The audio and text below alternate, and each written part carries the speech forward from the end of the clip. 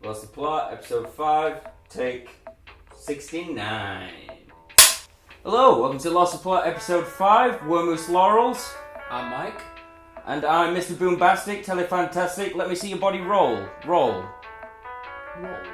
And, well, first for the bad news. Always.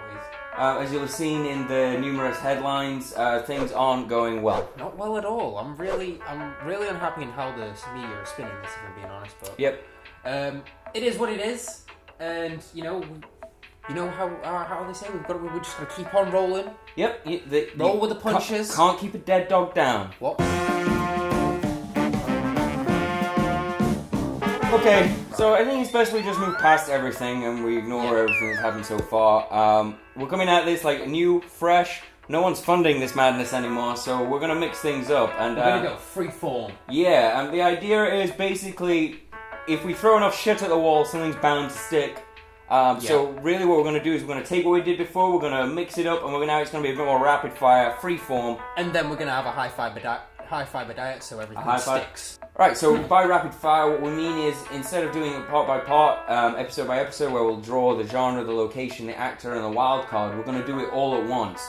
So for those of you that haven't seen this before, which is probably most of you, apart from the 10 people of you out there that watch us week by week, thanks guys. You are legends. So we draw a genre card, so we know what genre the film's going to be. We draw a location to find out where it's set. We then draw an actor card, or sometimes actor cards. I don't know why they put emphasis on the ter. Sounded better. Yep, and the wild card. And the wild card usually comes in and just mixes things up and just adds another random element to the film that we've somehow got to incorporate. It's usually the one that hurts us the most as well. Yes. I'm going to say, so, rapid. I'm literally just going to do this. Okay. Alright? Alright. You ready? I'm ready for this. Let's hit it and quit it. Genre. Body swap comedy. Oh yeah. Alright? Yeah! Freaky Friday all over this shit. Location. The Wild Frickin' West. Wild West. Jim West. Desperado. Rough Rider. It's not Jim West, Desperado, Rough Rider. It's David Bowie. I believe I might be of service. Oh, we don't want nada. You don't want nada? And the wild card to mix all this up. He gets visited by the future self. Oh my. Wow, this is a complex film. Oh! There's something that just straight away that I'm drawn to, that I'm thinking, this is a body swap comedy. Yeah. Who's David Bowie swapping bodies with? His future self.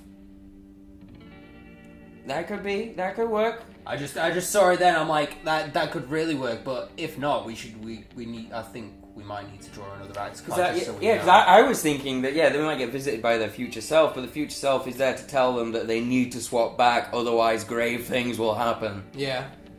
Because I like the idea of the Wild West, just having a desperado and a sheriff and have like them swap bodies. Yeah. Yeah, just somebody posh and somebody of money, a man of the gentry, and a man of the wild. So a guy who's roughing it every day, every night, just like going where he may, doing what he pleases. I like the idea. It's a body swap comedy as well, so we're gonna have some comedy elements. But I'm thinking if you have like a wild person, like swapping bodies with a civilized person, you've obviously always got that thing of they've always done things one way. Yeah. So they'll be like biting their toenails, whereas a man of the gentry wouldn't do that.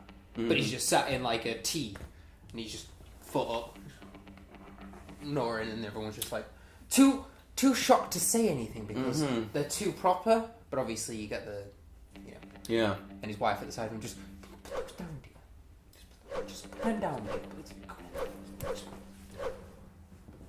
Yeah. Prince and the Pauper. Ooh. Just like classic. It's the being able to swap a position. Someone that's like lower and someone with a position of power having to change places to then find out what's life like on the other side. Yeah. I think with the Wild West, I like it being like the other side of the law. It makes sense. That was all the Wild West was about. Yeah. I'm so much. Do you think just David Bowie's visit? He swapped places with his future self, or are you down with the Desperado sheriff technique? In which case, we need to draw another actor card. Maybe it turns into that, like David Bowie is the sheriff, but he gets visited by his future self, who is like more of a desperado. Mm-hmm. And they get body swapped. The desperado guy who was old has now just got this young buddy to piss about it, and he pisses off into the wild, and then you've got like him having to chase him down to redo this Native American curse. There needs to be there's a supernatural element as to why they swap bodies, and that would be cool if it was like he's a bit stereotypical, but like a wise Native American guy who who maybe does something happen which he does them a misfortune, and this is like a curse he's put on them both. Because both of them are arguing about, are almost like at odds with each other about what's the law of the land, and his argument is that it's not your land. You're a secret land. Yeah. That could really work.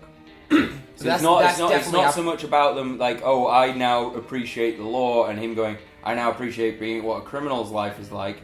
It's more about them both sacrificing both those ideals to settle on like both of us are in the wrong. This is how we get out of this. This is like a life lesson. Yeah, that's all they need. But like the ability to work together, even though we're on opposite sides. Yeah, I think I like that. Teamwork always shines through. That's not what we're calling it. Oh God, no.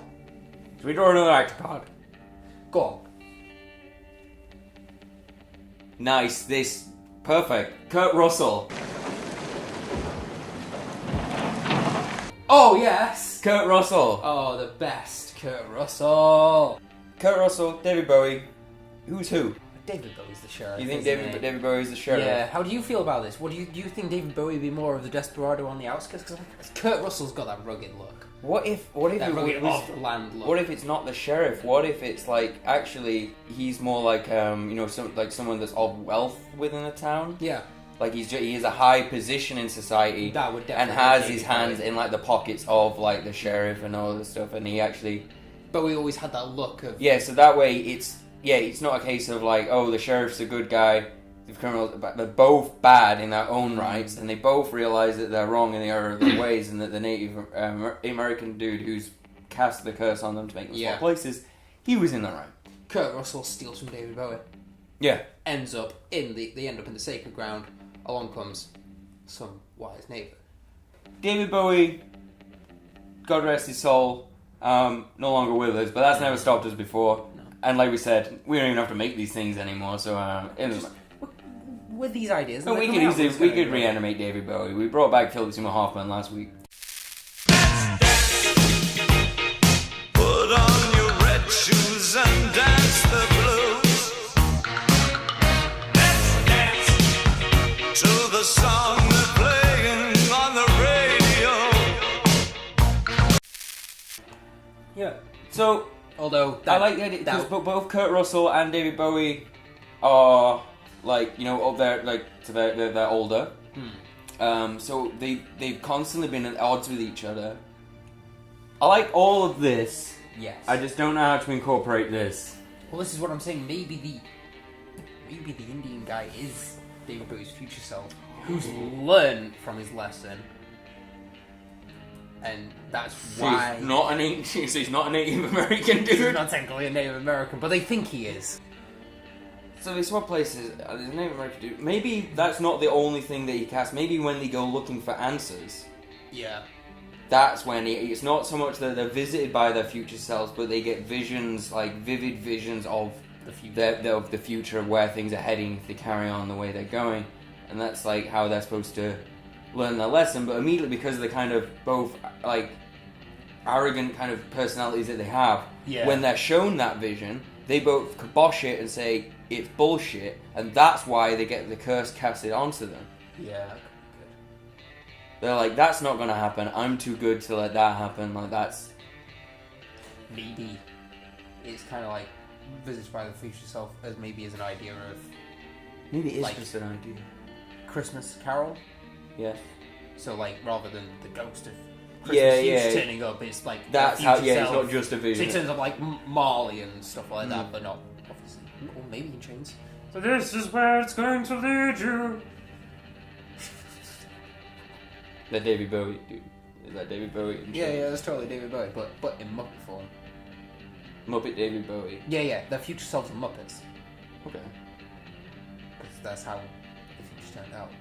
What would that look like? I saw my baby trying hard as babe could. Wow. I quite like it. I'm all ahead with this. Maybe not the Muppet thing, but I don't know, I like the Muppet. Now you've told me Yeah. on Muppets, yeah, and then this is definitely a Muppet thing. coolio then. That's fine with me. Gosh, what do we call it? Trading saddles. Trading saddles. Trading saddles. Trading saddles. Trading saddles, man. All right. And I'm gonna cut. We'll cut the rest of them out and make it seem like that was the first title I came up with. Oh, totally. Oh, yeah, definitely.